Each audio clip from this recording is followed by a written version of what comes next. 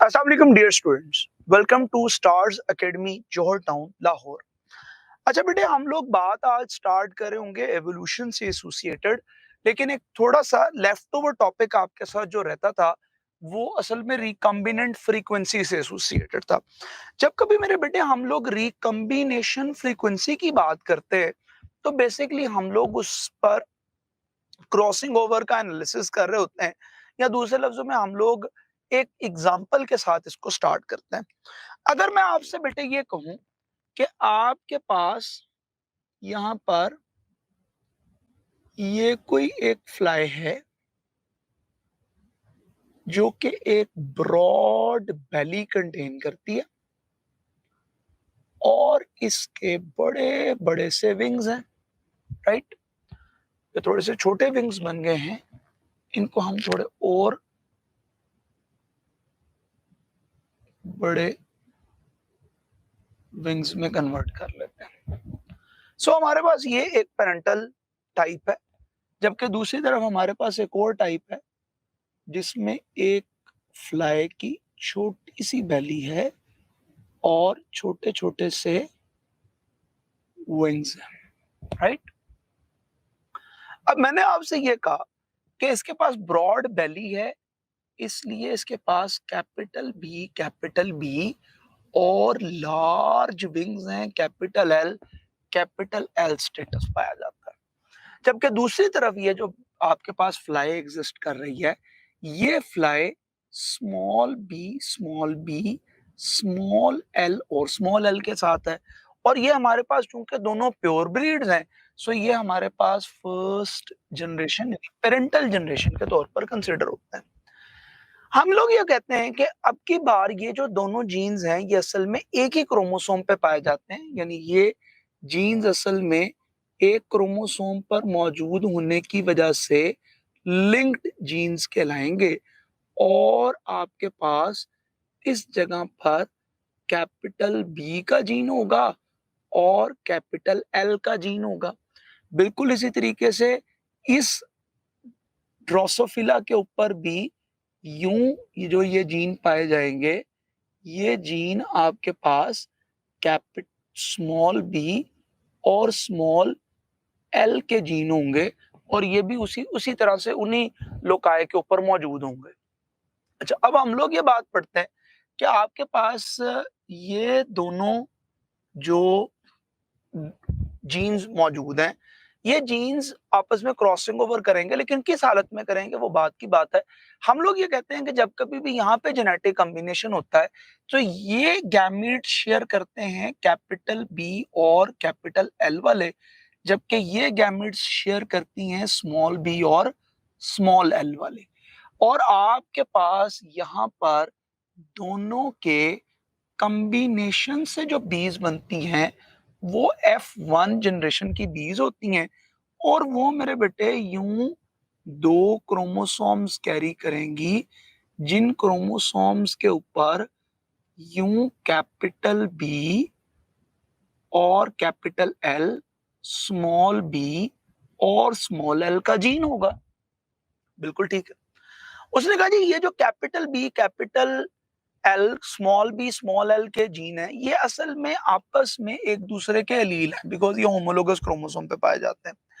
जब कभी मेरे बेटे हम F1 की सेल्फिंग करवाएंगे, यानी इनकी सेल्फ ब्रीडिंग करवाएंगे, तो सेल्फ ब्रीडिंग में ये अपने साथ इस तरह से अपने क्रोमेटिड कैरी करेंगे, और ये जो नॉन सिस्टर क्रोमेटिड है ये आपस में क्रॉसिंग ओवर भी करेंगे, जिसके नतीजे में आपके पास कुछ क्रोमेटिड तो ऐसे प्रोड्यूस हो रहे होंगे जो पेरेंटल फिनोटाइप वाले भी होंगे, यानी जो क्रॉसिंग ओवर नहीं करेंगे।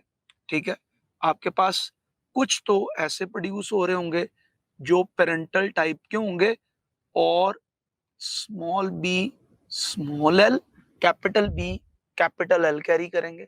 कुछ ऐसे होंगे जो कि यहाँ से क्रॉस ओवर करेंगे, यानी जब कभी ये क्रॉस ओवर करेंगे तो क्रॉस ओवर करने के केस में यहाँ पर एक तरफ कैपिटल बी दूसरी तरफ स्मॉल एल आ रहा होगा। इसी तरीके से यहाँ पर एक और केस में स्मॉल बी और कैपिटल एल आएगा। ये वाले जो गैमीट्स आपके पास बेटे प्रोड्यूस होने जा रहे हैं, ये रिकम्बिनेंट गैमीट्स हैं, क्योंकि ये क्रॉसिंग ओवर के नतीजे में प्रोड्यूस हो रहे हैं। ये वो गैमीट्स हैं जो कि पेरेंटल फिनोटाइप के हैं। फॉर एग्जांपल हम लोग ये चाहते हैं कि रिसेसिव कैरेक्टर एक्सप्रेस हो, तो बेटे हम ये जानते हैं कि रिसेसिव कैरेक्टर को एक्सप्रेस कराने का सिर्फ एक तरीका है कि उसको आप होमोजाइगस अलील प्रोवाइड करें, यानी उनको होमोजाइगस कैरेक्टर के अंदर लेकर आए। जब कभी आप उसको होमोजाइगस कैरेक्टर में लेकर आओगे तो आप उसको रिसेसिव अलील प्रोवाइड करोगे। फॉर एग्जांपल मैं आपसे ये कहता हूं कि मेरे पास एक ऐसा गैमीट है जो कि यूं स्मॉल बी और स्मॉल एल कैरी करता है। जब कभी मैं इनका कॉम्बिनेशन करवाऊंगा तो आपके पास capital B, small B, capital L, small L produce होगा। यानी अगर आप यहाँ पर गौर कीजिए तो आपके पास एक ऐसी फ्लाई आपके पास यहाँ पे प्रोड्यूस होगी जो कि ब्रॉड बेली और लार्ज विंग्स कैरी करेगी। यानी ये आपके पास यूं की फ्लाई है जिस पे ब्रॉड बेली है और लार्ज इसके ऊपर विंग्स पाए जाते हैं। तो ये बिल्कुल पेरेंटल फिनोटाइप वाली फिनोटाइप है। बिल्कुल ठीक है। उसने कहा जी दूसरा केस आपके पास एक ये हो सकता है कि ये small B small B small L के साथ जब कभी फ्यूज करेंगे तो ये प्रोड्यूस करेंगे स्मॉल बी स्मॉल एल और स्मॉल एल। उस सूरत में आपके पास ऐसी फ्लाइज प्रोड्यूस होंगी जो स्मॉल बेली कंटेन करेंगी और इनके स्मॉल ही विंग्स मौजूद हुआ करेंगे। सो ये भी आपके पास वही टाइप है जो कि पेरेंटल टाइप्स थी। तो आपके पास यहाँ पर पेरेंटल फिनोटाइप्स के ऑर्गेनिज्म प्रोड्यूस होते हैं और हम ये कहते हैं कि फिर इंटरमीडिएट्स भी हैं। अच्छा, वो जो इंटरमीडिएट्स आपके पास प्रोड्यूस होते हैं वो कैसे होंगे? यानी ये कैपिटल बी स्मॉल बी यहां से आए और ये स्मॉल एल आए। अब जरा गौर कीजिए, ये वो फ्लाई है जो कि ब्रॉड बेली कंटेन करती है लेकिन इसके विंग्स स्मॉल है। ठीक है, ये ब्रॉड बेली कंटेन करती है लेकिन इसके विंग्स स्मॉल हैं। अच्छा, दूसरी तरफ जब कभी हम नहा रहे होते हैं तो हम लोग ये कहते हैं कि जी आप जब कभी यहां से ऑनवर्ड चलेंगे तो आप ये देखोगे कि ये small B capital L, small L, तो ये स्मॉल बी और कैपिटल एल स्मॉल एल, तो इसमें आपके पास बेली स्मॉल होगी।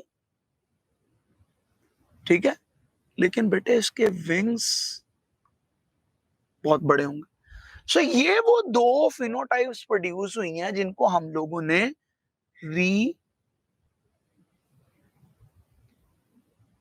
रिकम्बिनेंट्स का नाम दिया है। ये भी आपके पास पेरेंटल है मेरे बेटे, ये भी पेरेंटल है। अगर मैं आपसे ये कहता हूं कि बेटे मेरे पास जो रिकम्बिनेंट्स प्रोड्यूस हुए हैं, मैंने ये देखना है कि मेरे पास कितने रिकम्बिनेंट प्रोड्यूस हुए। तो जितने रिकम्बिनेंट्स हमारे पास प्रोड्यूस होते हैं उसको हम लोग जब कभी कैलकुलेट करते हैं उसको हम लोग रिकम्बिनेशन फ्रीक्वेंसी कहते हैं। फॉर एग्जांपल मैं अगर आपसे ये कहूं कि मेरे पास जो इंडिविजुअल प्रोड्यूस हुए जो कि पेरेंटल फिनोटाइप रखते थे, पेरेंटल फिनोटाइप वाले ऑर्गेनिज्म थे, वो जो डोमिनेंट फिनोटाइप वाले ऑर्गेनिज्म प्रोड्यूस हुए वो कोई 360 के करीब थे फॉर एग्जांपल। और मैं आपसे ये कहता हूं कि जी तकरीबन 240 के करीब जो ऑर्गेनिज्म थे वो ये वाली फिनोटाइप कैरी करते थे। हाँ, तो अगर आप देखें पेरेंटल फिनोटाइप्स तो बहुत ज्यादा एक्सप्रेस हो रही हैं। ये आपके पास अप्रोक्सीमेटली कोई 600 के करीब आपके पास ये इंडिविजुअल प्रोड्यूस होते हैं। जब का मैंने रिकम्बिनेंट ऑर्गेनिजम्स को देखा तो मेरे बेटे मेरे पास जो रिकम्बिनेंट ऑर्गेनिजम्स यहाँ पर प्रोड्यूस हुए वो अप्रोक्सीमेटली कोई 60 और 80 ऑर्गेनिजम्स थे। सो हमने कहा कि जनाब हम इसकी कैलकुलेशन की तरफ चलते हैं। जब कभी हम इसकी कैलकुलेशन की तरफ चलेंगे तो हम लोग ये बात पढ़ रहे होंगे कि बेटे इस कैलकुलेशन के अंदर आपके पास जो टोटल नंबर ऑफ ऑर्गेनिज्म है वो नीचे लिखेंगे। जैसे जैसे हम लोग सिंपल, बेटे आपके पास कैलकुलेट कर रहे होते हैं ना, जब से आप कभी सिंपल कैलकुलेशन करते हैं और सिंपल कैलकुलेशन में आपको कभी परसेंटेज कैलकुलेट करना पड़ जाती है। तो जब कभी आप परसेंटेज को कैलकुलेट कर रहे होते हो तो परसेंटेज में आप टोटल मार्क्स को नीचे रखते हो और उसके ऑब्टेन्ड को ऊपर रख रहे होते हो, वो आपके पास कैलकुलेशन आ जाती है। सो हम लोग यहाँ पर ये बात पढ़ते हैं कि उसी तरह की कैलकुलेशन हम लोग करने के लिए जा रहे हैं और हम लोग असल में ये देखने के लिए जा रहे हैं कि आपके पास जो रिकम्बिनेंट्स हैं उनकी फ्रीक्वेंसी क्या है। जैसे हम कहते हैं ना कि जी आपकी अपनी परसेंटेज क्या है, बिल्कुल उसी तरीके से हम लोग रिकम्बिनेंट फ्रीक्वेंसी स्टडी करने जा रहे हैं। So total number of organism कितने, अगर आप यहाँ पे कैलकुलेट करो तो 360 और 240, ये 600 ऑर्गेनिज्म हो जाएंगे। 600 और तकरीबन ये आपके पास कोई 740 के करीब ऑर्गेनिज्म बन रहे होंगे, 740 के करीब ऑर्गेनिज्म बनेंगे।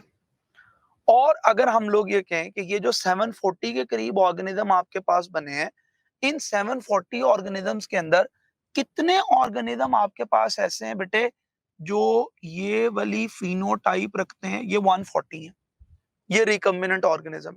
सो ये कैलकुलेशन अब आपने मुझे करके बतानी है कि 140 divided by 740 is equal to 100, ठीक है। सो हम मल्टीप्लाई इनटू 100, तो हम लोग इसको कैलकुलेट करेंगे तो बेटे हमारे पास क्या आंसर आ रहा होगा।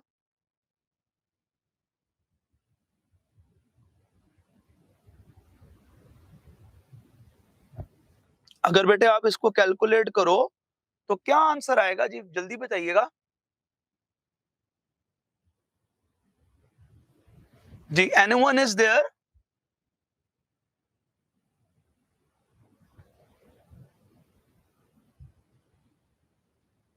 ये कैलकुलेशन कीजिए। हाँ जी जी, 18.19 यानी हम 18.2 कह सकते हैं। सो रिकम्बिनेंट फ्रीक्वेंसी जो आपके पास निकल रही होगी ना बेटे वो 18.2 है। अच्छा, व्हाट डज दैट 18.2 मीन? इस 18.2 का मतलब क्या है? इस 18.2 का मतलब ये है कि ये जो बी और एल जीन के दरमियान में डिस्टेंस है ना बेटे, वो 18.2 सेंटीमॉर्गन है, ठीक है। हम लोग बेसिकली दो जीन के दरमियान में डिस्टेंस को एलोकेट करने के काबिल हो गए। हमें ये पता चल गया है कि दो जीन्स के दरमियान में ये डिस्टेंस पाया जाता है।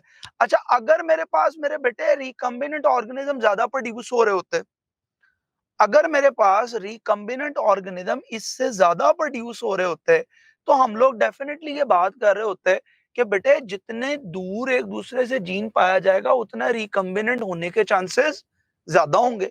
जितने जीन्स एक दूसरे से दूर मौजूद होंगे उतने इनके रिकम्बिनेशन के चांसेस ज्यादा मौजूद होते हैं, ठीक है। जितने जीन्स दूर होते हैं उतने रिकम्बिनेशन ज्यादा बन रहे होते हैं क्योंकि उतनी क्रॉसिंग ओवर ज्यादा होती है।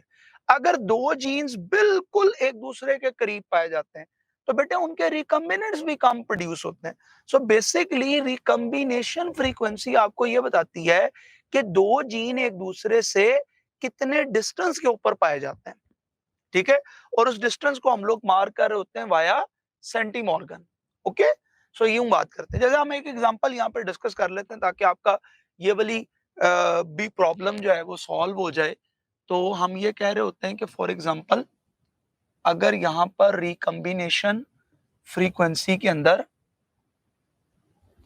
हम एक प्रॉब्लम यूं शेयर करें कि आपके पास दो जीन्स हैं ए और बी, इसकी रिकम्बिनेशन फ्रीक्वेंसी आती है मेरे पास 30, ठीक है।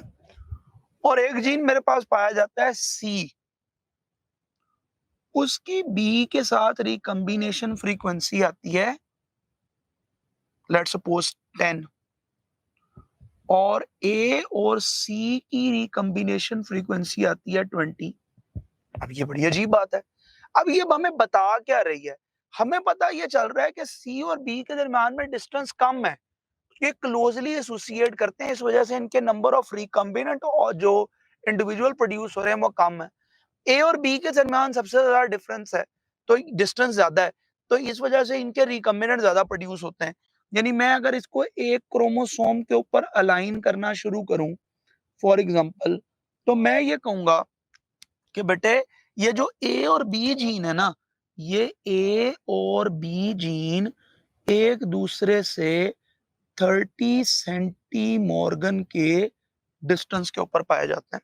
ये अप्रॉक्सिमेटली 30 सेंटीमॉर्गन के डिस्टेंस के ऊपर है। जब कभी हम लोग ये बात करते हैं कि बी सी के कितने करीब है, तो बेटे बी सी के जो करीब है, ये तो 30 सेंटीमॉर्गन हो गया, तो बी सी के करीब है ना, क्योंकि इसके number of individuals come produce हो रहे हैं। तो ये जो सी है, ये तकरीबन 10 सेंटीमॉर्गन के डिस्टेंस पे है। और अगर आप दूसरी तरफ ये बात पढ़ोगे, तो ए और सी एक दूसरे से 20 सेंटीमॉर्गन। तो हम लोग बेटे रिकॉम्बिनेशन फ्रीक्वेंसी से इस काबिल भी हो जाते हैं कि हम लोग जीन की पोजीशन को एलोकेट कर सकते हैं कि कौन सा जीन कहाँ से कितना ज्यादा दूर या कितना करीब पाया जाता है। सो रिकॉम्बिनेशन फ्रीक्वेंसी का एक पर्पस ये भी होता है कि हम लोग जीन को क्रोमोसोम के ऊपर एलोकेट कर सकते हैं और हम उनकी रिलेटिव पोजीशन को भी आइडेंटिफाई कर सकते हैं क्रोमोसोम के ऊपर। नहीं जी, यहाँ तक हमारे पास जेनेटिक्स कंप्लीट हो रही होती है और हम लोग मूव कर रहे होते हैं टुवर्ड्स एवोल्यूशन। जब कभी भी मेरे बेटे हमने एवोल्यूशन की बात की, तो evolution is basically a process of change over time. ये प्रोसेस ऑफ चेंज है ओवर टाइम। वो कैसे? उसने कहा जी ये प्रोसेस ऑफ चेंज इस तरह से है कि कभी किसी ने बहुत पहले डेफिनेशन ये की थी कि we are moving from simple to complex form of life, जिसको कुछ जगहों पे यूं लिखा जाता है कि we are moving from imperfect to perfect sort of life. लेकिन बहुत से एवोल्यूशनिस्ट इस डेफिनेशन से एग्री नहीं करते। पुरानी डेफिनेशन है, एरिस्टोटल की हुई बातें हैं। वो कहते हैं जी हम इससे एग्री नहीं करते। क्यों एग्री नहीं करते? उसकी रीजन ये है कि बेटे आपके पास एवोल्यूशन में जरूरी नहीं है कि चीजें आपके पास कॉम्प्लेक्स से सिंपल ही सॉरी सिंपल से कॉम्प्लेक्स ही हो रही हूँ, बल्कि आपके पास आज भी बहुत सी सिंपल जिंदगियां पाई जाती हैं। उनका ये ख्याल है कि बेसिकली एवोल्यूशन है तीन चीजों के ऊपर डिपेंडेंट।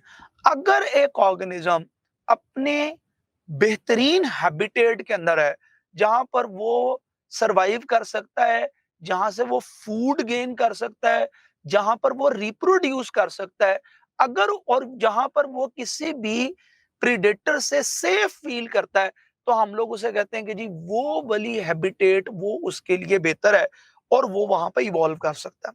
यानी एवोल्यूशन किसी एक ऑर्गेनिज्म की कंसर्न करती है to breed well and to feed well and to live well, कि वो बेहतर तौर पे रहता है उस एनवायरनमेंट के साथ, वो कोहेरेंस रखता है, उसके पास ऐसी एडेप्टेशंस होती हैं कि वो उस एनवायरनमेंट में सरवाइव कर सकता है, वो इवॉल्व है। जैसे मैं कहता हूँ कि जी आपको कभी मैदानी इलाकों में पेंगुइन्स नहीं मिलते, कभी आपको ग्रिजली बियर्स नहीं मिलते, कभी आपको पोलर बियर्स नहीं मिलते, ये सारी की सारी जिंदगियां आपको कहीं पे भी नहीं मिल रही होती।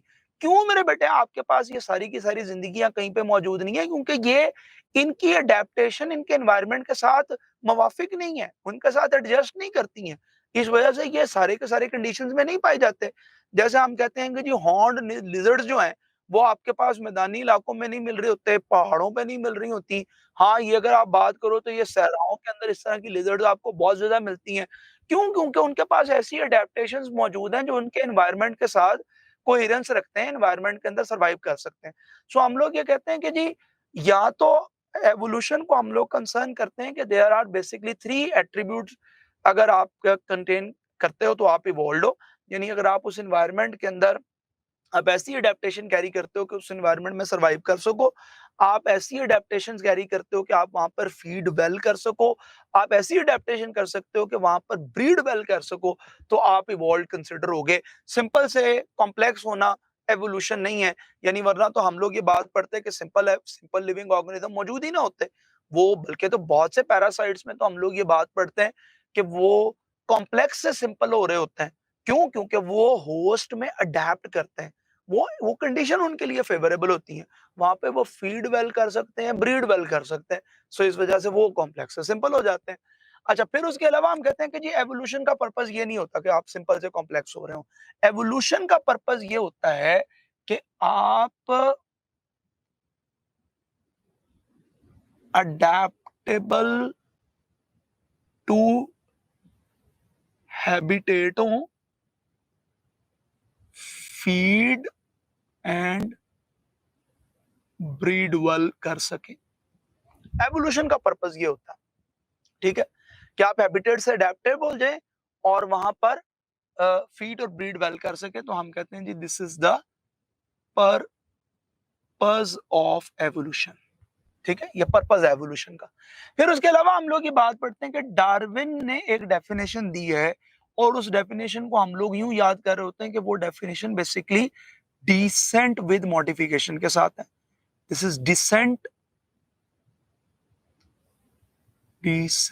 विद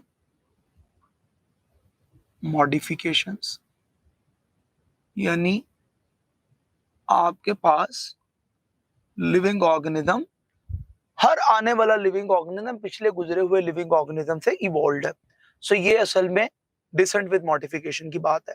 जैसे हम कभी फाइलेटिक लाइनेज के अंदर पढ़ते हैं कि हमने स्पीशीज को अरेंज किया एंसेस्टर से डिसेंडेंट सीक्वेंस में, जिसमें हर बाद में आने वाली स्पीशी पिछली गुजरी हुई स्पीशी से बेहतर है। तो ये डिसेंट विद मॉडिफिकेशन ही की बात है। या हम लोग ये बात पढ़ रहे होते हैं कि evolution can be defined as accumulation of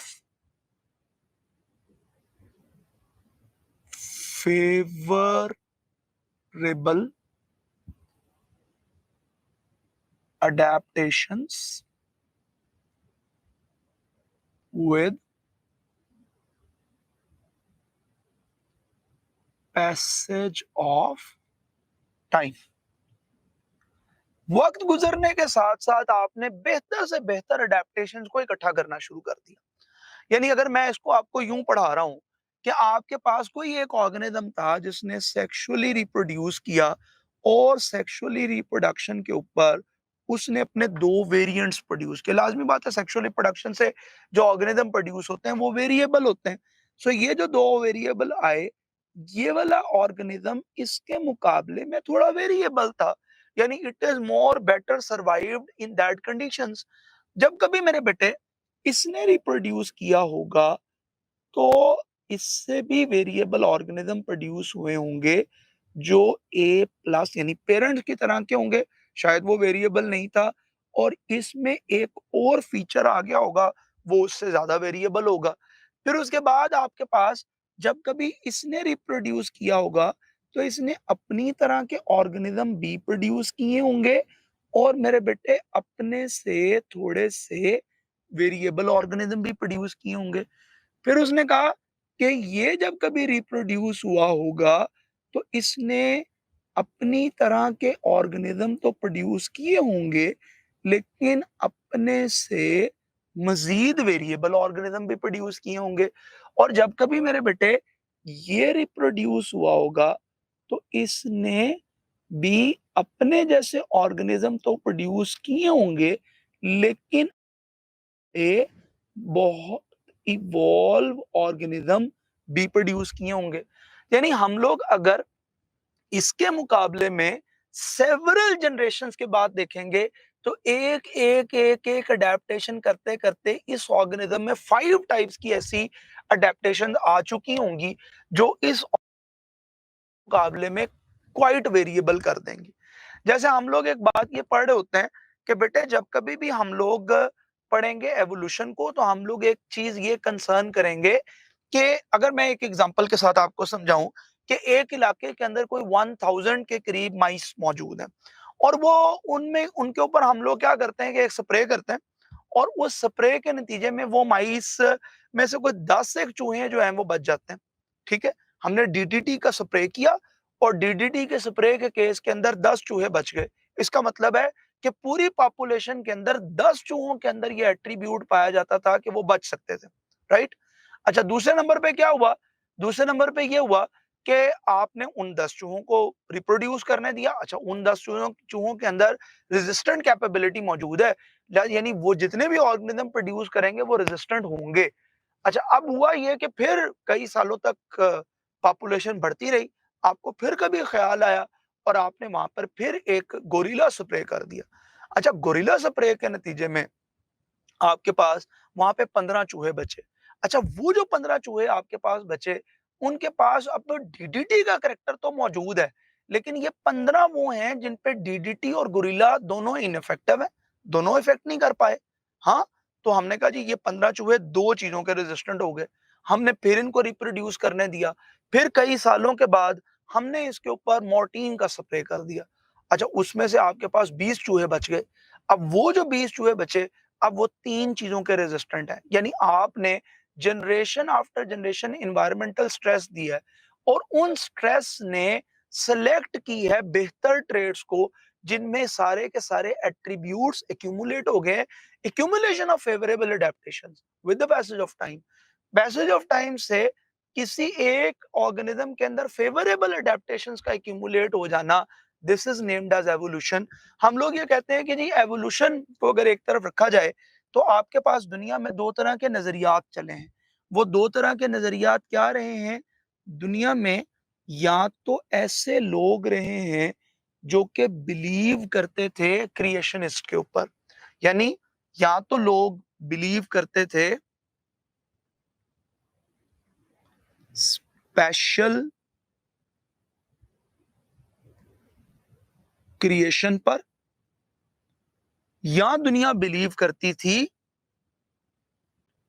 natural selection के ऊपर। नेचर स्पेशल क्रिएशन के ऊपर जो बिलीव करने वाले लोग थे ये बेसिकली क्रिएशनिस्ट थे। अच्छा, क्रिएशनिस्ट लोग बेसिकली रिलीजियस लोग हैं। ये वो रिलीजियस लोग हैं जो कि रिलीजन के ऊपर बिलीव करते हैं, और रिलीजन के ऊपर बिलीव करने की वजह से रिलीजन के ऊपर बिलीव करने की वजह से ये वो लोग हैं जो एक खुदा को मानते हैं या भगवान को मानते हैं। या वो लोग हैं जो किसी किसी अवतार को मानते हैं। वो मानते हैं कि किसी ने सारी की सारी दुनिया को तख्लीक किया है, ये सब की सब चीजें खुद पैदा नहीं होगी। नेचुरल सिलेक्शन के लोग वो हैं जो कहते हैं कि दुनिया के अंदर एवोल्यूशन हुई है। ये या तो नेचुरलिस्ट कहलाते हैं, और या मेरे बेटे इनको हम लोग एवोल्यूशनिस्ट का नाम देते हैं। हम लोग ये बात पढ़ते हैं कि ये दुनिया जो है वो आपके पास दो तरह की एवोल्यूशन से गुजरी है। इनऑर्गेनिक एवोल्यूशन भी हुई है और ऑर्गेनिक एवोल्यूशन भी हुई है, यानी एनवायरमेंटल चेंजेस भी आए हैं और उसके साथ साथ ये एनवायरमेंटल चेंजेस बाइस बने हैं आपके पास जमीन के अंदर होने वाली ऑर्गेनिक यानी लिविंग एवोल्यूशन का भी बाइस बने हैं। जब कभी हमने ये कहा कि ये दुनिया आपके पास कभी स्टार्ट हुई थी 4.2 बिलियन ईयर्स अगो, तो ये 4.2 बिलियन ईयर्स अगो के बाद कोई 3.5 बिलियन ईयर्स अगो आपके पास बनने शुरू हुए हैं प्रो कैरियोट्स। मेरे बेटे ये जो प्रोकैरियोट्स आपके पास किसी दौर में मौजूद थे ना, ये असल में आपके पास वो जिंदगी थी जो ऐसे सेल्स थे जो सिंगल सेल के ऊपर बेस करते थे। और शुरू शुरू में ये लोग हेट्रोट्रॉफ्स थे। पहले ये हेट्रोट्रॉफ्स थे, ये हेट्रोट्रॉफ्स फिर चेंज हुए हैं कीमो ऑटोट्रॉफ्स में, और ये कीमो ऑटोट्रॉफ्स बाद में फोटो सिंथेटिक ऑर्गेनिजम्स में चेंज हो गए। ठीक है, शुरू शुरू में ये हाइड्रोजन सल्फाइड को यूज करते थे, उसके बाद इन्होंने वाटर को यूज करना शुरू किया। जब इन्होंने वाटर को यूज किया है तो तब इन्होंने प्रोड्यूस की है एनवायरनमेंट में ऑक्सीजन। जब कभी मेरे बेटे आपके पास एनवायरनमेंट में ऑक्सीजन लिबरेट हुई है तो एक्सेसिव ऑक्सीजन ने इन्वायरमेंट में डेवलप की है ओजोन की लेयर, जिस ओजोन की वजह से आपके पास इन्वायरमेंट में आने वाली बहुत सी रेडिएशंस को हम लोगों ने बाहर तक रोक लिया और आपके पास दुनिया के अंदर एक ऑर्गेनिक एवोल्यूशन यूं आया कि अब आपके पास वो इन्वायरमेंट जो कभी रिड्यूसिंग हुआ करती थी, वो ओजोन बनने की वजह से ऑक्सीडाइजिंग इन्वायरमेंट में चेंज हो गई। और वो जो लिविंग ऑर्गेनिज्म आपके पास प्रोकैरियोट्स की सूरत में पाए जाते थे, दे देन चेंज्ड इनटू, अच्छा उसमें यूकैरियोटिक लाइफ भी बनी कुछ 1.5 बिलियन ईयर्स अगो। और फिर आपके पास जो बहुत बड़ा चेंज आया ना बेटे, वो बहुत बड़ा चेंज आपके पास इस दौर के अंदर ये आया कि यहाँ पर पहले कभी स्पॉन्टेनियस जनरेशन होती थी, अब स्पॉन्टेनियस जनरेशन खत्म हो गई। इन्वायरमेंट इतना कंड्यूसिव हो गया कि चीजें लिविंग ऑर्गेनिज्म से प्रोड्यूस होना शुरू हो गई, और लिविंग ऑर्गेनिज्म ने लिविंग ऑर्गेनिज्म को प्रोड्यूस किया, जिसने वेरिएशन आई, और that variation leads to evolution. वो वेरिएशन एवोल्यूशन की तरफ गए हैं।